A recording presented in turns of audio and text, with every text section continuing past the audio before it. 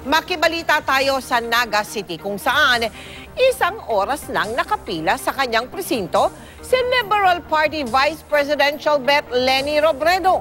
Nakatutok si Salima Refran. Salima. Oo, Mel, sa totoo lang ay ilang oras nang nakaupo, nakapila sa napakahabang pila ng mga botante dito sa Clustered Precinct 119 si LP VP Bet Leni Robredo. Kasama siya dun sa mga nabiktima nga nung nagkaaberya nga VCM dito sa Tabuco Central Elementary School. Sa kabutihang palad, Mel, ay maayos na yung VCM na yan at umuusad na yung pila.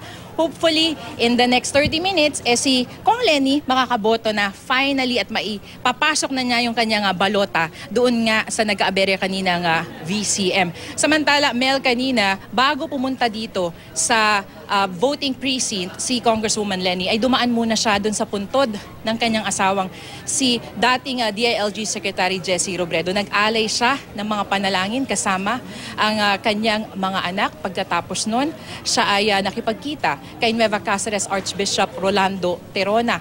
Ang mga paghingi ng panalangin o paghingi ng spiritual guidance ay bahagi na nung nakasanayan ng mag-asawang Robredo sa kahit na anong bahagi o parte ng kanilang buhay at anong mga challenge na kanilang hinaharap. At mamaya, aantabayan na natin, Mel, yung mismong pagboto ni Congresswoman Leni Robredo. Live mula dito sa Naga, ako si Salima Refran, nakatutok sa eleksyon 2016. Maraming salamat sa iyo, Salima Refran.